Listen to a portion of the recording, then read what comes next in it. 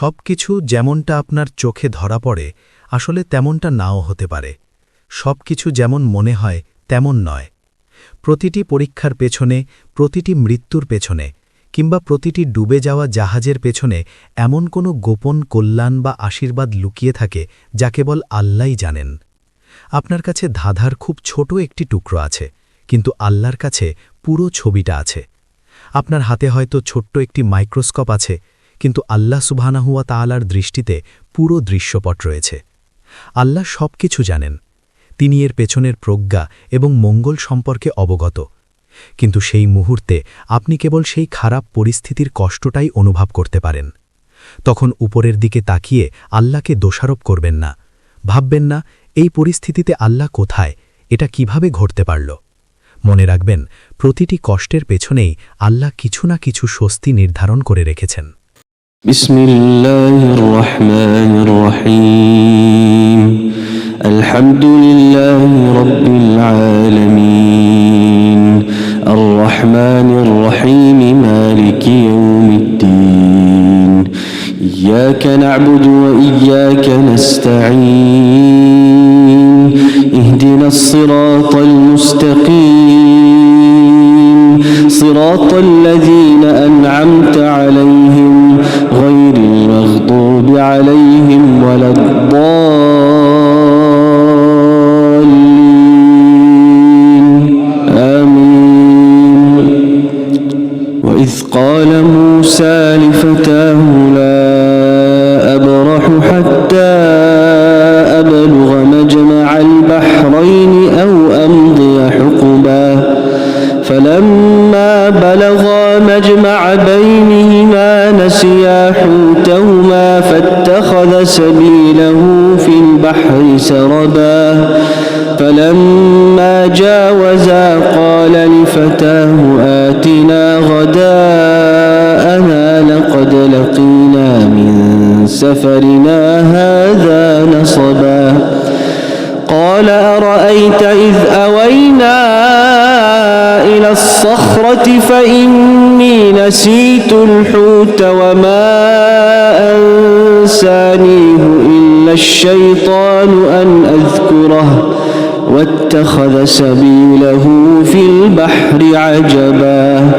قال ذلك ما كنا نبغي فارتدا على آثارهما قصصا فوجدا عبدا من عبادنا آتيناه رحمة من عندنا وعلمناه من لدنا علما قال له موسى هل أتبعك على أن تعلمني مما علمت رشدا قال إنك لن تستطيع معي صبرا وكيف تصبر على ما لم تحط به خبرا قال ستجدني إن شاء الله صابرا ولا أعصي لك أمرا قال فإن اتبعتني فلا تسألني عن شيء حتى أحدث لك منه ذكرا فانطلقا حتى إذا ركبا في السفينة خرقها قال أخرقتها لتغرق أهلها لقد جئت شيئا إمرا قال ألم أقل إنك لن تستطيع معي صبرا قال لا تؤاخذني بما نسيت ولا ترهقني من أمري عسرا قال لا تؤاخذني بما نسيت ولا ترهقني من أمري عسرا فانطلقا حتى إذا لقيا غلاما فقتله قال أقتلت نفسا زكية بغير نفس لقد جئت شيئا نكرا قال ألم أقل لك إنك لن تستطيع معي صبرا قال إن سألتك عن شيء بعدها فلا تصاحبني قد بلغت من لدني عذرا فانطلقا حتى إذا أتيا أهل قرية استطعما أهلها فأبوا أن يضيفوهما فوجدا فيها جدارا يريد أن ينقض فأقامه قال لو شئت لاتخذت عليه أجرا قال هذا فراق بيني وبينك سأنبئك بتأويل ما لم تستطع عليه صبرا أما السفينة فكانت لمساكين يعملون في البحر فأردت أن أعيبها وكان وراءهم ملك يأخذ كل سفينة غصبا وأما الغلام فكان أبواه مؤمنين فخشينا أن يرهقهما طغيانا وكفرا فأردنا أن يبدلهما ربهما خيرا منه زكاة وأقرب رحما وأما الجدار فكان لغلامين يتيمين في المدينة وكان تحته كنز لهما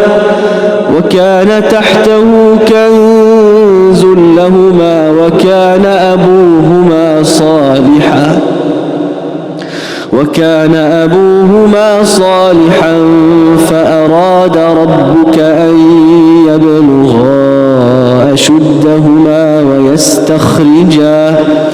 ويستخرجا كنزهما رحمة من ربك وما فعلته عن أمري ذلك تأويل ما لم تستطع عليه صبرا بسم الله الرحمن الرحيم الحمد لله رب العالمين وصل اللهم وسلم وبارك على نبينا وحبيبنا وقرة أعيننا محمد وعلى آله وصحبه أجمعين السلام عليكم ورحمة الله وبركاته আমাদের প্রত্যেকের জীবনেই সুখের মুহূর্ত আছে, আবার দুঃখের মুহূর্তও আছে। আমাদের খুশির মুহূর্তগুলোতে, যেমন যেদিন আপনি গ্র্যাজুয়েশন কমপ্লিট করলেন, যেদিন চাকরির অফার পেলেন, যেদিন আপনার বিয়ে হলো, অথবা যেদিন আপনার সন্তান হলো, এই প্রতিটি মুহূর্তে আমরা সেখানে দাঁড়িয়ে ঘটে যাওয়া ভালো ঘটনার কৃতিত্ব কিছুটা হলেও নিজেরা নিয়ে ফেলি। আমরা বলি, আলহামদুলিল্লাহ, আমি অনেক পড়াশোনা করেছি। আলহামদুলিল্লাহ, আমি কঠোর পরিশ্রম করেছি। আলহামদুলিল্লাহ, আমি সঠিক জীবনসঙ্গী খুঁজে পেয়েছি। আমরা সবসময় ভালো কিছুর কৃতিত্ব নিজেদের দিই, কিন্তু আমাদের সবার জীবনে দুঃখের দিন আসে, কঠিন দিন আসে। কেউ পরিবারের কাউকে হারায়, কেউ অসুস্থতার সাথে লড়াই করে, কেউ কোনো বড় ক্ষতির সম্মুখীন হয়। হয়তো আপনি পরীক্ষায় ফেল করলেন, চাকরির ইন্টারভিউ থেকে প্রত্যাখ্যাত হলেন, মায়ের গর্ভেই কোনো শিশু মারা গেল। আর যখন এই বিষয়গুলো ঘটে, তখন আমরা বলি, আল্লাহ এটাই লিখে রেখেছিলেন। কাদ্দারাল্লাহ ওয়া মা শাআ ফাআল, আল্লাহ যা নির্ধারণ করেছেন এবং তিনি যা চেয়েছেন তাই করেছেন। আমরা বলি, এই খারাপ যা কিছু হচ্ছে সব আল্লাহর পক্ষ থেকে। কিন্তু যখন আমাদের সাথে ভালো কিছু হয়, তখন বলি, এটা আমাদের নিজেদের কারণে। সূরা কাহফের আজকের অংশে আমরা তৃতীয় ঘটনাটিতে আসি। আমরা আগেই বলেছি, সূরা কাহফ হল বিভিন্ন ধরনের ধোঁকা বা পরীক্ষা নিয়ে। আর এই তৃতীয় ধোঁকাটি যা সম্পর্কে আল্লাহ আমাদের শিক্ষা দিচ্ছেন, তা হল জ্ঞানের ধোঁকা বা বিভ্রম। অনেক আগে একজন বলেছিলেন, নলেজ ইজ পাওয়ার, বা জ্ঞানই শক্তি। কিন্তু জ্ঞান বিপজ্জনকও হতে পারে।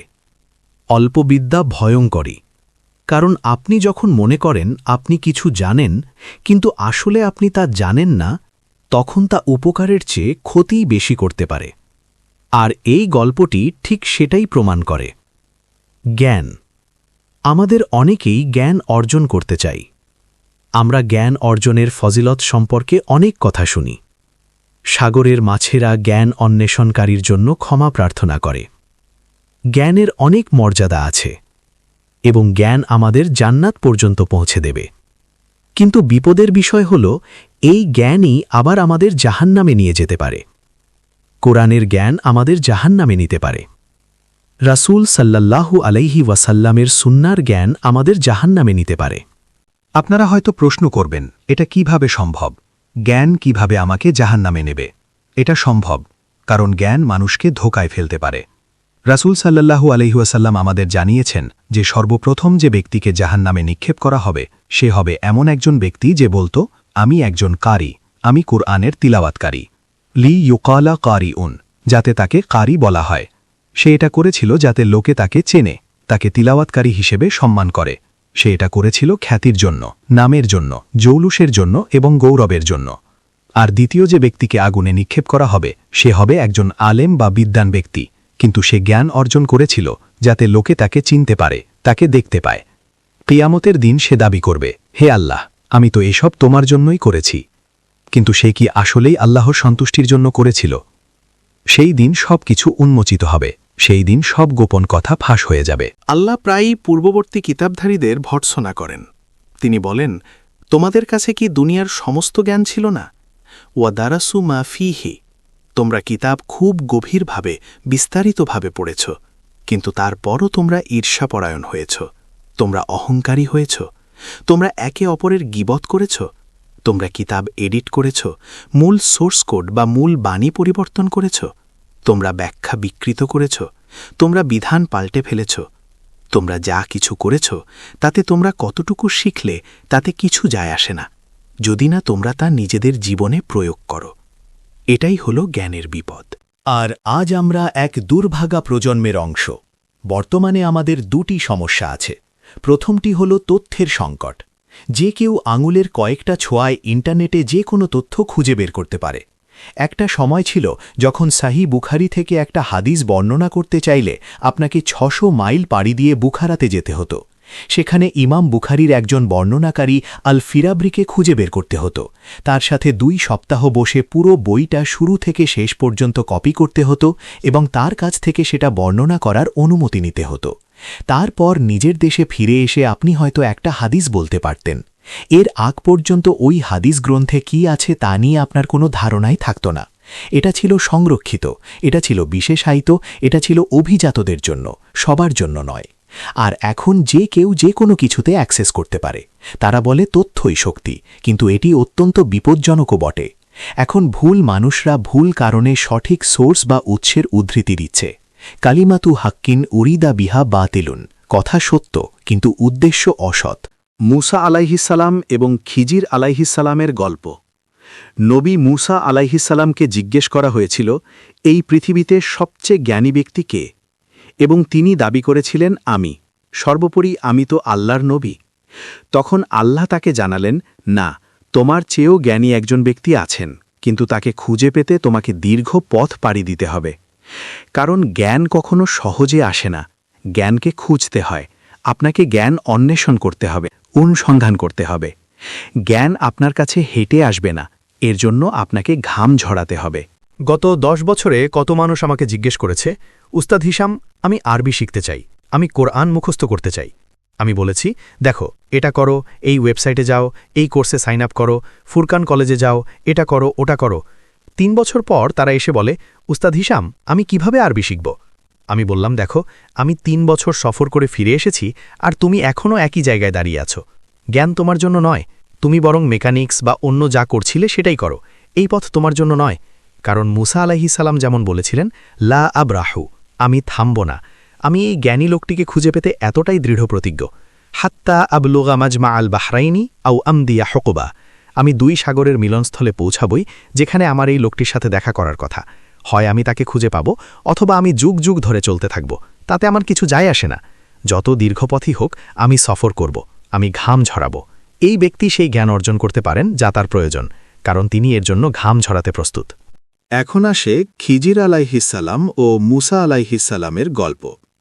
অধিকাংশ আলেম বলেন যে খিজির আলাইহিসসালাম কোনো নবী বা রাসূল ছিলেন না, বরং তিনি ছিলেন এমন একজন ব্যক্তি যাকে আল্লাহ সুবহানাহু ওয়া তাআলা ইলহাম বা অনুপ্রেরণা দিয়েছিলেন এবং বিশেষ ও অনন্য কিছু জ্ঞান দান করেছিলেন। খিজির আলাইহিসসালাম ও মুসা আলাইহিসসালামের মাঝে মুসা আলাইহিসসালাম এই ব্যক্তি খিজির আলাইহিসসালামের সামনে 3টি ঘটনা প্রত্যক্ষ করেন। তারা একটি নৌকায় উঠলেন এবং খিজির আলাইহিসসালাম নৌকাটি ছিদ্র করে দিলেন, ফলে তার ডুবে যাওয়ার উপক্রম হল। এরপর তাদের সাথে এক বালকের দেখা হল এবং খিজির আলাইহিসসালাম সেই বালককে হত্যা করলেন। এরপর তারা এক পরিবারের কাছে এলেন। তারা সেই পরিবারকে অনুরোধ করলেন, আমরা কি আপনাদের এখানে থাকতে পারি? আমরা কি এখানে রাতটা কাটাতে পারি? তারা বলল, না, কোনোভাবেই না। আর তারপর খিজির আলাইহিসসালাম সেখানে ক্ষতিগ্রস্ত দেয়াল দেখতে পেলেন এবং তিনি দেয়ালটি মেরামত করে সোজা করে দিলেন। আর এই দেয়ালের নিচেই ছিল 2 এতিম বালকের জন্য রাখা উত্তরাধিকারের সম্পদ, যারা তাদের বাবাকে হারিয়েছিল। মুসা আলাইহিসসালামের কাছে এই 3টি ঘটনার কোনো মাথামুন্ডু ছিল না। যখন তিনি ঘটনাগুলো চোখের সামনে ঘটতে দেখছিলেন, তিনি রেগে যাচ্ছিলেন, কারণ মুসা আলাইহিসসালামের ব্যক্তিত্বই এমন যে তিনি কোনো অন্যায় দেখলে চুপ থাকতে পারেন না। তিনি হাত গুটিয়ে বসে থাকার মানুষ নন। তিনি কিছু একটা বলবেনই, এর বিরুদ্ধে কোনো না কোনো পদক্ষেপ তিনি নেবেনই। আর অবশ্যই এই স্বভাবের কারণেই মাদিয়ানে পালিয়ে যাওয়ার বহু বছর আগে তিনি বড় বিপদে পড়েছিলেন। কিন্তু এই 3টি ঘটনার পেছনের শিক্ষাটা আসলে কি? মুসা আলাইহিসসালাম কিছু একটা ঘটতে দেখেন আর বলে ওঠেন, ভাই, হচ্ছেটা কি? খিজির আলাইহিসসালাম বলেন, শোনো, শান্ত হও, মাথা ঠান্ডা করো। আমি কি বলিনি যে আমার সাথে থাকতে হলে তোমার ধৈর্যের প্রয়োজন? এমনটা 3 বার ঘটে। তৃতীয়বারের পর তিনি বলেন, শোনো, আমার আর তোমার বনবে না, তুমি তোমার পথে যাও, আমি আমার পথে যাই। আসলে সমস্যাটা কোথায়? এই 3টি ঘটনার পেছনে একটা গোপন রহস্য লুকিয়ে আছে। 3টি ঘটনা শেষ হওয়ার পর খিজির আলাইহিসসালাম মুসা আলাইহিসসালামকে ব্যাখ্যা করতে শুরু করলেন কি ঘটেছিল, এবং আরও গুরুত্বপূর্ণ হল কেন ঘটেছিল, তার পেছনের হিকমা বা প্রজ্ঞা কি। যে নৌকাটা আমি ডুবিয়েছিলাম সেটা এই কারণে যে সেখানে এক রাজা ছিল যে জোর করে সব নৌকা কেড়ে নিচ্ছিল। তাই আমি নৌকাটা যদি ত্রুটিপূর্ণ করে দেই তবে সে আর এটা নেবে না। তাদের ভালোর জন্যেই আমি নৌকাটা ডুবিয়েছিলাম।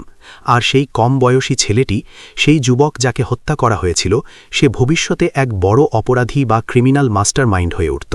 সে একজন সিরিয়াল কিলার হয়ে উঠত এবং সে তার বাবা মাকে প্রচুর কষ্ট, ট্রমা আর যন্ত্রণার মধ্যে ফেলত। তার জীবনের সমাপ্তি তাদের জন্য স্বস্তিদায়ক ছিল এবং তারা এর জন্য কৃতজ্ঞ ছিল। আর সেই দেয়াল যেটা আমি মেরামত করে দিলাম, যদিও ওই পরিবারের কেউ আমাদের সাথে ভালো ব্যবহার করেনি, তবু আমি তাদের উপকার করলাম, কারণ ওই দেয়ালের নিচে ছিল 2 এতিম বাচ্চার উত্তরাধিকার। আর আল্লাহ চেয়েছিলেন তাদের বাবার নেক কাজের প্রতিদান হিসেবে তারা যেন সেটা পায়। এই গল্পে খুব ছোট একটা ডিটেল বা বিষয় আছে, কিন্তু সেটাই পুরো শিক্ষার মূল কথা বলে দেয়। খিজির আলাইহিসসালাম যখন নৌকার কথা বলেন, তিনি বলেন আরাত্তু, অর্থাৎ আমি চেয়েছিলাম নৌকাটা ডোবাতে। খেয়াল করুন, আমি চেয়েছিলাম, খিজির আলাইহিসসালাম বলছেন। যখন তিনি নিহত যুবকটির কথা বলেন, তিনি বলেন ফা আরাদনা, অর্থাৎ আমরা চেয়েছিলাম এই যুবকের পরিবর্তে তার বাবা মা যেন আরও ভালো সন্তান পায়। আর যখন তিনি দেয়াল মেরামতের কথা বলেন, যেটা ছিল একটা উপকার, তখন তিনি বলেন আরাদা রাব্বুকা, অর্থাৎ আল্লাহ চেয়েছিলেন। আমি চেয়েছিলাম, আমরা চেয়েছিলাম, আল্লাহ চেয়েছিলেন। তিনি কেন ভাষা পরিবর্তন করছেন? আমরা জানি সবকিছুর সিদ্ধান্ত শেষ পর্যন্ত আল্লাহই নেন, কিন্তু তিনি কেন এক এক ঘটনার ক্ষেত্রে এক এক শব্দ ব্যবহার করছেন? যখন তিনি নৌকার কথা বলছিলেন, নৌকা ডুবিয়ে দেওয়াটা সবার দৃষ্টিতে খারাপ ছিল। যারা দেখেছিল সবাই বলেছিল, তুমি কি করছো ভাই, এটা তো ভয়ানক কাজ, এটা একটা ট্র্যাজেডি। তাই তিনি এই খারাপ কাজটাকে নিজের ওপর নিলেন। আমি করেছি, কারণ মানুষ এটাকে খারাপ কাজ হিসেবে দেখছিল। তিনি বোঝালেন এই আপাত দৃষ্টিতে খারাপ কাজটা আমি করেছি, আল্লাহ নন। আর সেই যুবক যে মারা গেল বা যাকে হত্যা করা হলো, যে ভবিষ্যতে এক ভয়ানক অপরাধী হতো, সিরিয়াল কিলার হতো, বাবা মায়ের জন্য কষ্টের কারণ হতো, তার মৃত্যুতে তার বাবা মা উদযাপন করেছিল, তারা স্বস্তি পেয়েছিল। অর্থাৎ একদল খুশি ছিল, কিন্তু অন্যরা যারা দেখছিল তারা ভাবছিল, এটা কি, তুমি কিভাবে একটা ছেলেকে মেরে ফেলতে পারলে? অর্থাৎ কিছু মানুষ খুশি ছিল, কিছু মানুষ ছিল ক্ষুব্ধ। এ কারণেই খিজির আলাইহিসসালাম বলেছেন, আমরা করেছি, আল্লাহ সুবহানাহু ওয়া তাআলা ভালো অংশটা করেছেন, আর খারাপ লাগার অংশটা আমার ত্রুটি। এরপর আসি দেয়াল মেরামতের ঘটনায়। আপনি কারো দরজায় কড়া নেড়ে বললেন, ভাই একটু নাস্তা দেবেন? তারা বলল, দূর হও, তোমার মুখ দেখতে চাই না। এরপর আপনি নিশ্চয়ই তাদের বাগানের ঘাস কাটতে যাবেন না, আপনি হয়তো তাদের গাড়ির চাকা পাংচার করে দিতে চাইবেন। কিন্তু খিজির আলাইহিসসালাম সেখানে গেলেন, বললেন, দয়া করে আমাকে একটু দেখবেন, আমি ক্ষুধার্ত। তারা বলল, আমার সামনে থেকে দূর হও। অথচ তিনি গিয়ে তাদের দেয়ালটাই মেরামত করে দিলেন। সুবহানাল্লাহ! কেউ তার সাথে খারাপ ব্যবহার করল, তাকে ফিরিয়ে দিল, তবুও তিনি তাদের উপকার করলেন। এটা অত্যন্ত সুন্দর এবং চমৎকার একটি কাজ। যেই এই কাজটা দেখবে বলবে, বাহ, কি মহৎ কাজ। তাই তিনি বললেন, এটা আল্লাহ করেছেন, আমি না। প্যাটার্নটা কি ধরতে পারছেন? যখন নেতিবাচক কিছু ঘটে তিনি সেটা নিজের উপর চাপান, যখন ইতিবাচক কিছু ঘটে, প্রশংসনীয় কিছু হয়, তিনি সেটা আল্লাহর দিকে নিসবাত করেন। কেন? সবকিছুই আল্লাহর পক্ষ থেকে, হ্যাঁ, সবই আল্লাহর তরফ থেকে। কিন্তু আল্লাহ অকারণে খারাপ কিছু চান না। যা কিছু দেখতে খারাপ বা অশুভ মনে হয়, তার পেছনে অবশ্যই কোনো কল্যাণ লুকিয়ে থাকে। কাম মিন মিহনাতিন ফি তৈয়াতিহা, কত শত বিপদ, কত পরীক্ষা, কত কঠিন পরিস্থিতির আড়ালে আল্লাহর পক্ষ থেকে কোনো না কোনো উপহার লুকিয়ে থাকে। কতবার এমন হয়েছে, ফিলিস্তিনে মারা যাওয়া প্রতিটি শিশুর পেছনে, মৃত সন্তান বা স্বামী বা ভাইয়ের জন্য বিলাপ করা প্রতিটি মায়ের কান্নার পেছনে, প্রতিটি ধ্বংসস্তূপের পেছনে আল্লাহর পক্ষ থেকে কোনো গোপন উপহার লুকিয়ে রয়েছে। টানেলের শেষে আলো আছেই, আমরা উত্তরটা জানি না, তাই আমরা মুসা আলাইহিসসালামের মতো অধৈর্য হয়ে যাই। কেন এমন হচ্ছে? আমি চাই এসব বন্ধ হোক, এত অনাচার, এত ধ্বংসযোগ্য। আর খিজির আলাইহিসসালাম যেন আমাদের বলছেন, শান্ত হও, তুমি পুরো ঘটনা জানো না, তুমি যে খারাপটুকু দেখছ সেটা আমাদের দৃষ্টিসীমা, এর পেছনে আল্লাহর কোনো মহৎ প্রজ্ঞা রয়েছে। ভালো কিছু হলে সবসময় আল্লাহর ওপর আরোপ করুন, আর খারাপ কিছুর দায়ভার নিজের কাঁধে নিন। আল্লাহ সুবহানাহু ওয়া তাআলা খারাপ কিছু চান না, বরং তিনি মন্দের ওপর সন্তুষ্ট নন। ওয়ালা ইয়ারদা লিইবাদিহিল কুফর। কারণ আপনার কাছে যা খারাপ মনে হচ্ছে, তার পেছনে আল্লাহর পক্ষ থেকে কোনো নিয়ামত লুকিয়ে আছে। এটাই এই গল্পের শিক্ষা। আমাদের যখন ভালো কিছু হয়, আমরা সব কৃতিত্ব নিজেরা নিয়ে নেই। আলহামদুলিল্লাহ, আমি আজ চাকরিটা পেয়েছি। আলহামদুলিল্লাহ, আমি জব অফার লেটার পেয়েছি। আলহামদুলিল্লাহ, আমি ড্রাইভিং টেস্টে পাশ করেছি। আলহামদুলিল্লাহ, আমি আমি। আর খারাপ কিছু হলে বলি, ওহ কাদারুল্লাহ, এটা আমাদের নসিব, আমাদের কিসমত, আল্লাহ এটা কপালে রেখেছিলেন। তার মানে সব খারাপ জিনিস আল্লাহর পক্ষ থেকে, আর সব ভালো জিনিস আমাদের নিজেদের কৃতিত্ব। আল্লাহ বলছেন, দৃষ্টিভঙ্গিটা উল্টে ফেলুন। যখন ভালো কিছু হবে সেটা আল্লাহর দান বলে মনে করুন, আর যখন খারাপ কিছু হবে জেনে রাখুন আল্লাহ অকারণে বা মন্দের জন্য এটা চাননি, এর পেছনে ভালো কিছু আছে। তাই মন্দের দায়ভার নিজের কাঁধে নিন এবং বলুন যে এর পেছনে এমন কোনো কল্যাণ আছে যা শুধু আল্লাহ জানেন। গত 7 বছরের অভিজ্ঞতায় আমি দেখেছি, বিশেষ করে অনেক তরুণ মুসলিম যারা ইসলাম ছেড়ে দিতে চায় বা ছেড়ে দেওয়ার দ্বারপ্রান্তে আছে অথবা ইতিমধ্যেই ছেড়ে দিয়েছে, তাদের বেশিরভাগই বলে আল্লাহর কোনো অস্তিত্ব নেই। কোনো যুক্তি বা তর্কের কারণে নয়, বরং তাদের জীবনে ঘটে যাওয়া কোনো ভয়ানক ঘটনার কারণে। তাদের মনে হয়, আমার সাথে যদি এত খারাপ কিছু ঘটে, তাহলে আল্লাহ কিভাবে ভালো হতে পারেন? তাদের মুসা আলাইহিসসালাম এবং খিজির আলাইহিসসালামের এই গল্পটি পড়া দরকার, এবং মুসা আলাইহিসসালাম যেমন বুঝতে পেরেছিলেন, তাদেরও সেটা বুঝতে হবে। সব কিছু তেমন নয় যেমনটা আপনার চোখে ভাসছে। সব কিছুর প্রকৃত রূপ বাহ্যিক চেহারার মতো নয়। প্রতিটি পরীক্ষার পেছনে, প্রতিটি মৃত্যুর পেছনে, প্রতিটি ডুবে যাওয়া নৌকার পেছনে একটি গোপন রহমত লুকিয়ে আছে, যা কেবল আল্লাহ জানেন। আপনার হাতে ধাঁধার মাত্র একটা ছোট টুকরো আছে, কিন্তু আল্লাহর কাছে পুরো ছবিটা আছে। আপনার কাছে আছে একটা ছোট্ট অনুবীক্ষণ যন্ত্র, কিন্তু আল্লাহ সুবহানাহু ওয়া তাআলার কাছে আছে জুম আউট করা পুরো দৃশ্য। আল্লাহ সব জানেন, আল্লাহ এর পেছনের হিকমা বা কল্যাণ জানেন। কিন্তু সেই মুহূর্তে আপনি হয়তো কেবল খারাপ পরিস্থিতির যন্ত্রণাটাই অনুভব করছেন। কিন্তু তাই বলে পুরো বিশ্বাসটা ছুঁড়ে ফেলবেন না। ওপরের দিকে তাকিয়ে আল্লাহকে দোষারোপ করবেন না। আল্লাহ কোথায় ছিলেন, এটা কিভাবে হতে পারল? প্রতিটি কষ্টের পেছনেই আল্লাহ স্বস্তি রেখেছেন। কিন্তু আমাদের খিজির আলাইহিসসালামের লেন্স বা দৃষ্টিভঙ্গি দরকার। আমাদের খিজির আলাইহিসসালামের মতো ধৈর্য থাকা দরকার। আমাদের সেই দিন পর্যন্ত অপেক্ষা করতে হবে যেদিন আমরা এর ব্যাখ্যা বুঝতে পারব। তা না হলে অধৈর্য হয়ে আমরা আল্লাহকে দোষারোপ করব, তার উপর রেগে যাব, ক্ষুব্ধ হব। এই সব কিছু আমাদের একটি কথার দিকেই নিয়ে যায়। আল্লাহ আপনাকে যা দিয়েছেন তাতে সন্তুষ্ট থাকুন। তিনি যা ফয়সালা করেছেন তাতে সন্তুষ্ট ও খুশি থাকুন। তিনি ছাড়া উত্তম পরিকল্পনাকারী আর কে আছেন? তিনি ছাড়া ফয়সালা করার উত্তম অধিকার আর কার আছে? وصل اللهم وسلم على نبينا محمد وعلى آله وصحبه أجمعين والسلام عليكم ورحمة الله وبركاته.